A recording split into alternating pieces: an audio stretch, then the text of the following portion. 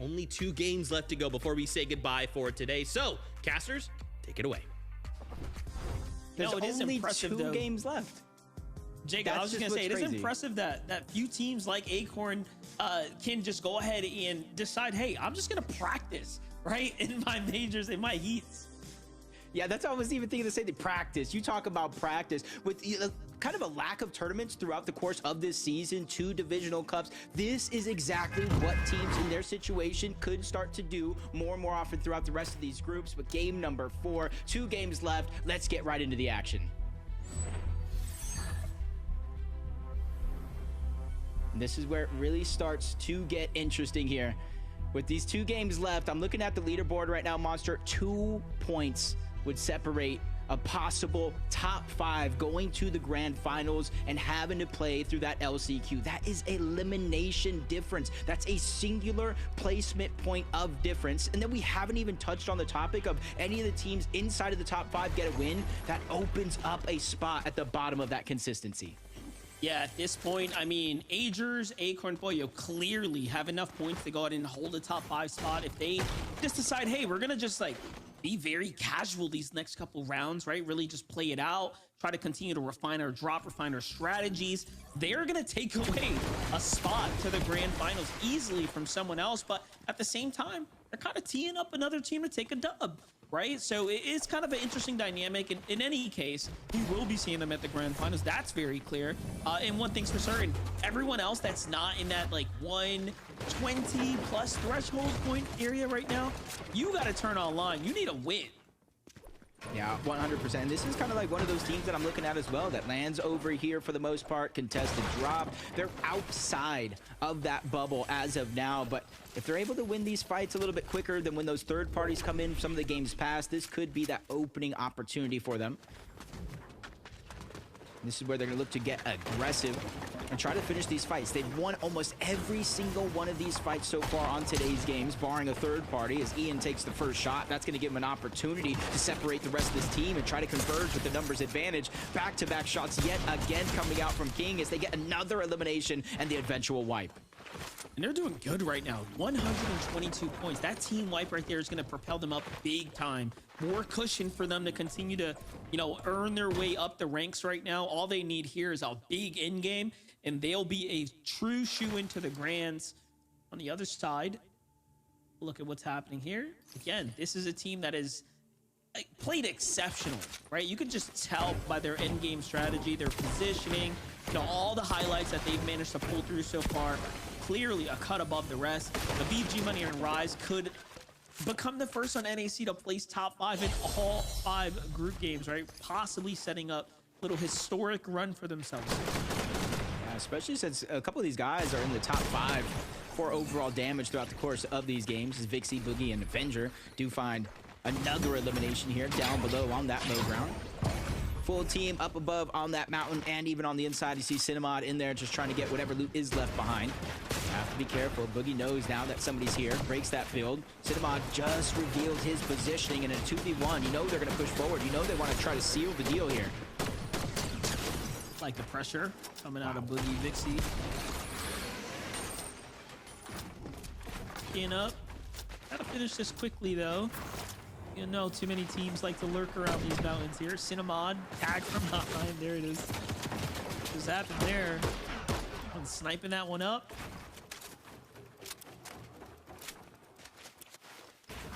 So they're doing a good job right now of being able to push them back, but there's some arrows right behind. They are able to get a little bit of damage, but basically pushes himself into a 3v1. Teammates are there to try to close the gap. That's not Braden trying to alleviate some of that pressure, forcing both Boogie, Vixie, and hopefully Avenger's able to get down there as well. I don't want to kind of leave him out to dry. It does look like for a moment they did. Just a sliver of HP, Monster. How mad would you be at your teammates? Not looking good, though. Take a look at the angle. The 116. Big tag there off the Vixie. Oh, and it catches TYT off guard. No. What a play and a half. Then the finish. GG, Jacob. Wow, that was actually a pretty big shot to hit, and Braden falls for the same thing. He's forced to go up and try to hide. Boogie's doing a good job of fighting back, but 3 versus 1. It doesn't take a mathematician to know that's just odds are so stacked against you. And now with that, they are going to be able to get Braden back on up. There's a reboot at the top of where they're currently at, so they should waste no time getting to it. Keeping things interesting here. Look at that. What a clean little play right there. Getting fancy with it, using the zip line and everything. Oh no, we were celebrating Pay 14 Boogeyman and Quick's endgame last round. Look at that, they picked up 50 points last game or so, and ooh, right now the pressure coming through. Venox, Luke, and Panda find themselves almost in the quite literal same point threshold, so they're neck to neck here. Pay trying to escape now, but Panda's got so much resource to work with. Yeah, this is not looking good. Pay's gonna have to pull something big off right here. Gets cut off, doubles back through the builds, collapsed on, suffocated, and now about to get finished here. Boogie, you can see in the distance, just running for his tournament life here in game number 4. Yeah, it's just unfortunate. Boogie took so much damage to start that fight. He immediately ran away. And when Pay went to try to alleviate some of the pressure, they say, you know what, that's a 3v1. Just turn around, burn him down. And that's exactly what they did. But Boogie, if he has some extra HP, whether it's a Chug Jug, Med Miss Smoke, or Med Kits, not going to be hard for him to get his teammates back into the game. Shogun's Arena, the island does appear, and it's going to be no stranger at Pollo, Aegis, Acorn, a huge part of their game plan. And if they survive the contested off-spawn fights that we think we're going to see in the Major Grand Finals, this is exactly what they're going to be looking for as step 2 in their journey. Yeah, they're having no problems. I mean, like we said before, what they're looking to is the land of gold. Let's be honest, right? Even this major right here is a matter of, one might even say, ego and preparation, right? So everything that I'm seeing right now is clearly pointing to the bigger picture. Yeah, poor Nader's top 2 in damage after 3 games, 4,200 damage and 4,100 damage. Just kind of neck and neck. Acorn to IGL, just kind of making sure that he stays one of the best IGLs in the history of the game. Sandman, Northern, and 20 towards Supernova. They were able to get some damage early on. I did see a knock go out into the distance. And with the zone pushing from north all the way towards the south, they're not going to make it a priority to rotate early. They're just going to make sure to look back at every single one of these teams just like this, knowing they're going to have to rotate first. Quick update here. Larson by TK doubling back for an elimination now. They find just on the skirts of the zone. It's going to be 2 from whatever trio they were kind of engaged on.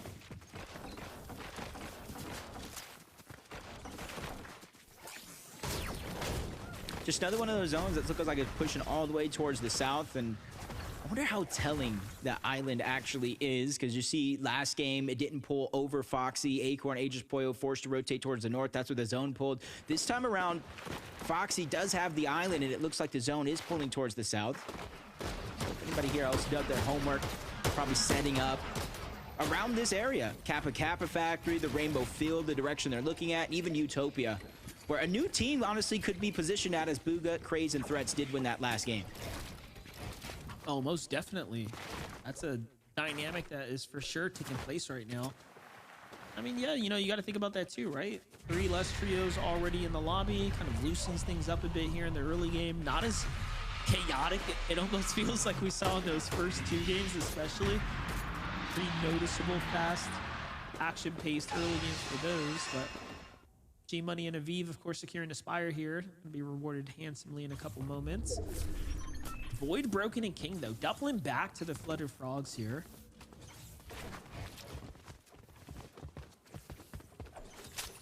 Rightfully so, they kind of won their contested fight. You see the 3 eliminations, just trying to make sure that they get every bit of resource out of there, because remember, because of these contested fights, they don't loot half of the POI themselves. They don't know what is left behind, so they're just trying to double check, make sure. You see a med kit up there. That one's definitely going to be useful, considering how deep into the zone they actually are. So are some of these other teams.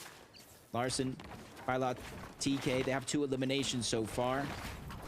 And rotating away from Lone Wolf Lair. They're just trying to go towards the north, rotate towards the east, and then try to find a spot they feel comfortable in from there. Hey, oh, I was gonna say, what kind of play is that? Taking the one med kit, but they're close to the edge. Bala should be picking up the miss form there in a couple moments. Bit of a standoff here at the Shining Span. Ooh, tags from the side. Don't let your guard down. Even I'm scratching my head like, where did that even come from? Probably top of the bridge, in a cloud, maybe even the bush here from Madden. Just goes to show like how dangerous those DMRs are. And throughout the course of the game, if you have the options, maybe zone 7, 8, you typically drop it for a Spyro or a Spy Rifle or a Fury AR so you can get that quick close range combat. But in the early game, you're seeing at least 2 DMRs, maybe 1 in every single one of these teams' loadout because how important Storm Surge actually is. Jack Day and OG. I don't know how I feel about their overall performance so far. 69 points on the board here for them. Pretty tough game. Tight 2 games left ahead of them. Intiski and Woods, though, at the Utopia City. On to get into a lot of action here with Pure Map and Polo. Oh, Polo. Burst of ball there. A bad edit. Catches him off guard. And actually more tags from the distance, too, so it seems to just be going downhill for them. This team's got to be careful. There's another team directly in Utopia. You see in the mini-map, both on top and bottom, potential teams as well. Luckily for them, they are kind of in the center of the zone, so unless they're forced to be proactive for Storm Surge, which chances are one of the teams probably might be, they really don't have to risk too much at this stage in the game. Everybody else, though, you see Void, Broken, King still rotating in from the north. There's one more team over from Pump Power. They might end up clashing, but that's where a lot of teams start to build up that metal material if they haven't had it already. Yeah, this team seems to be pretty capped off on most of their other mats at the moment. Here does look like he knows they are there now, rotating out. Trying to make a dash here to see if he can get a couple tags. This is going to be a big opportunity for him. Preston's very lit. Couple headshots from this fire rifle. That'll be all she wrote here.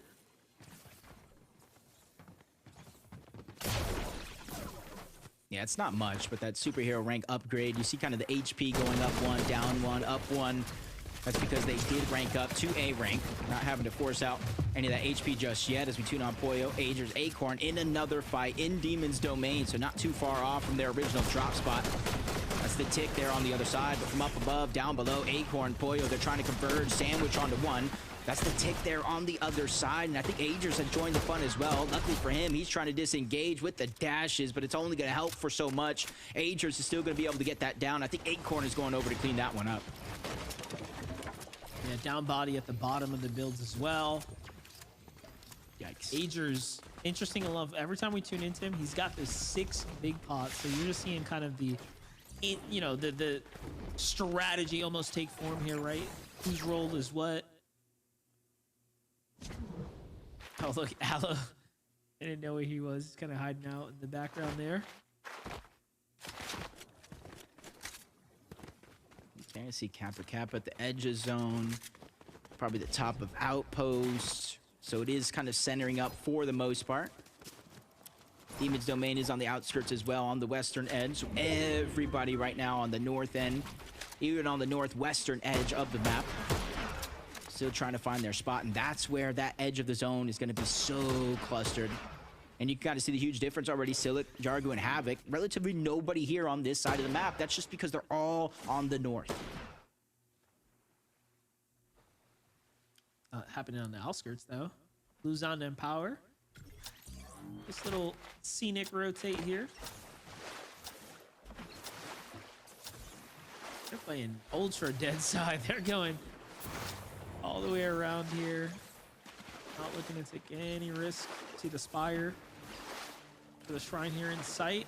Go ahead and replenish up. Still got a med mist to work with too, so we'll be just fine.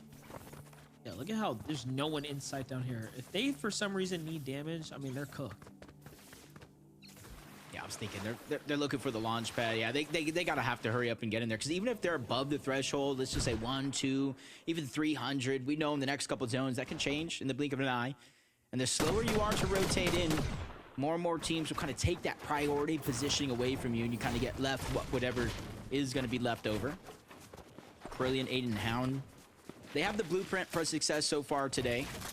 Even though they haven't been able to execute and get that victory royale, they've gotten close, and if they could just figure out a way to mimic that, replicate some of that success here. Relatively good spot in towards zone as it does pull further and further towards the east, over towards Utopia City. They have the option to rotate early, get towards the zone, or wait and accumulate more surge as other teams have to rotate as well. You know, they may not have picked up a lot of eliminations, but the placement points are very much kind of shining through on the overall points here. Same for Mafia, Tex, and Hades.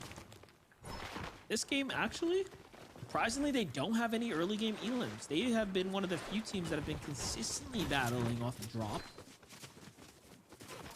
Team right on their heels, though. They might just be getting collapsed on here shortly. There's two angles at which this can all go down. Tex gets tagged from the west side here.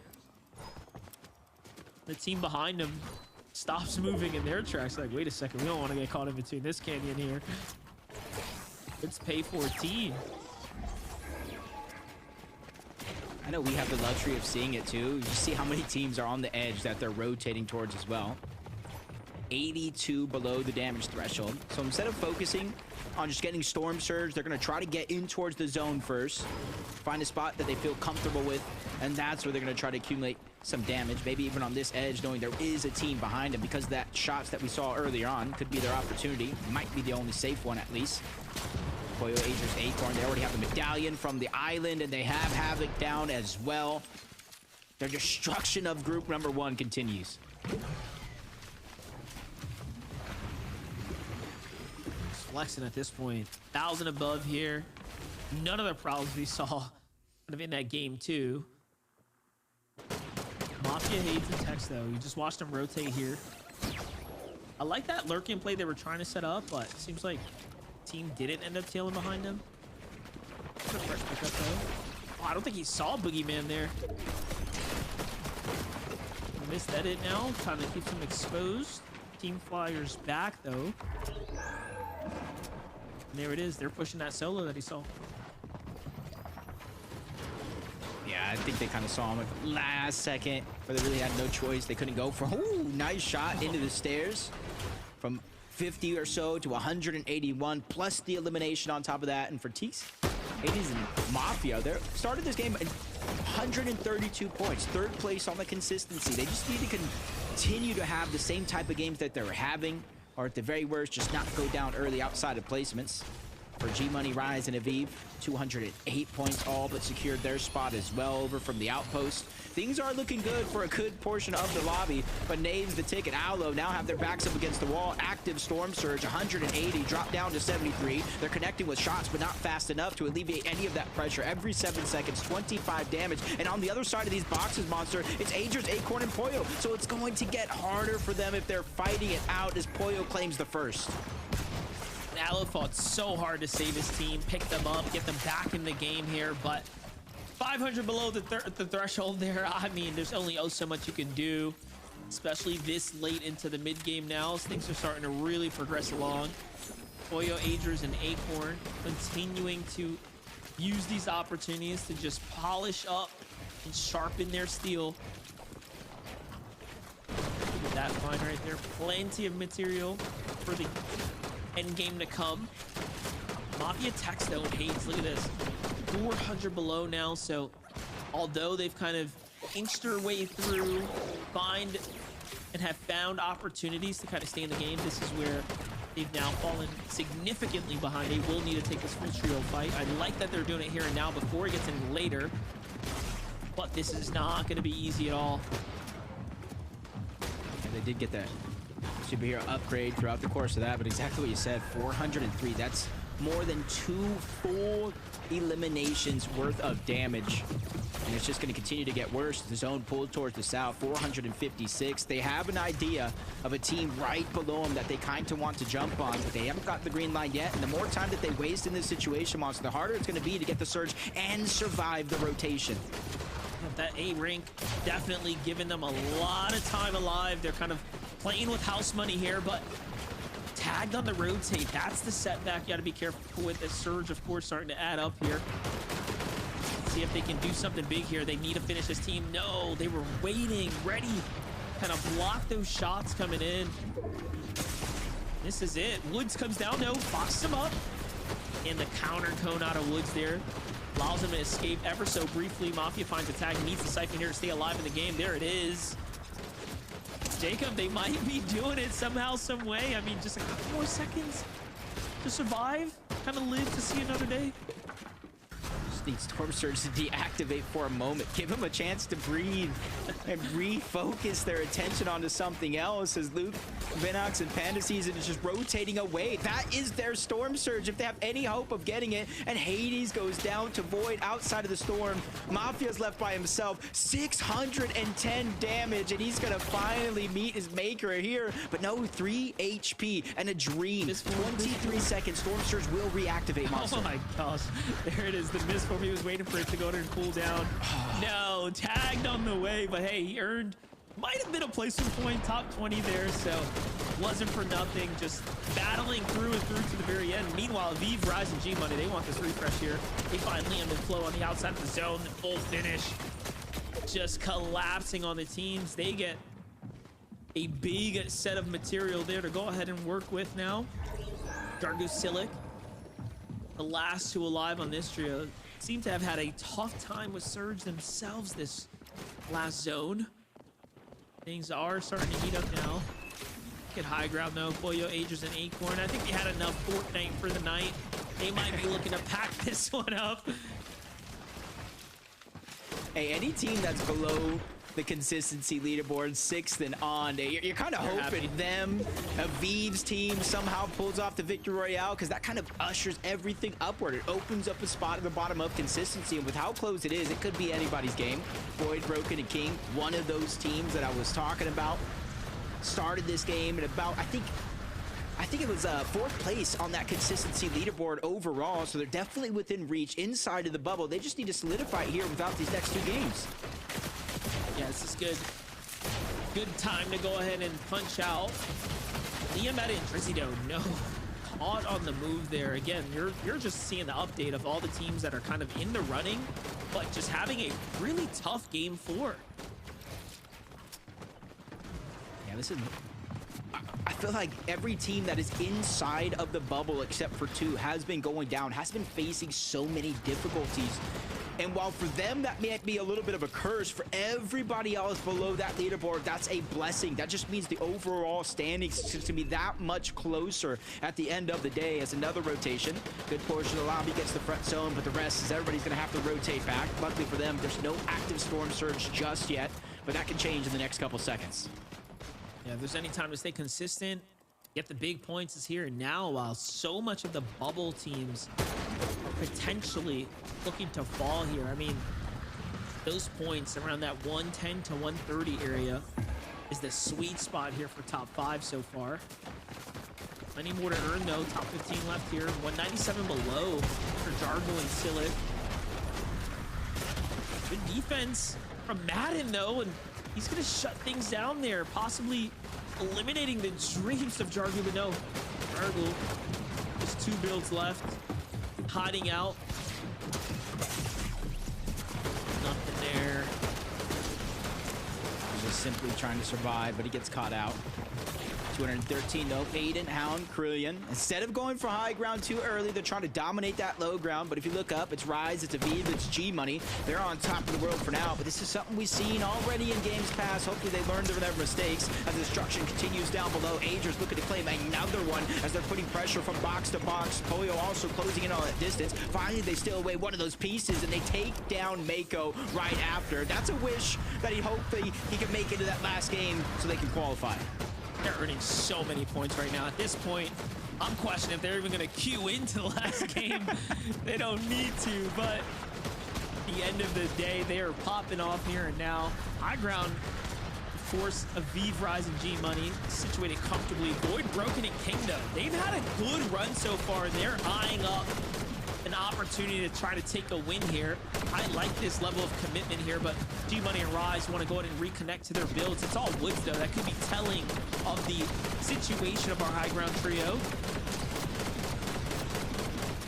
I think it truly is, and that's exactly why they put so many pressure on the second height team. But down below, Foil able to clean up one elimination, but up above, that's a whole nother trio. But they're not backing down. In fact, they're moving forward step by step, just walking them down. One elimination has already been cleaned up. Two more trying to go out the side. Aegis does have that cape, so he's going to be able to mitigate damage from the storage soon. Hound goes down. Aiden's going to be stuck with Carillion, trying to clutch this one out, and he finds a crucial elimination before falling.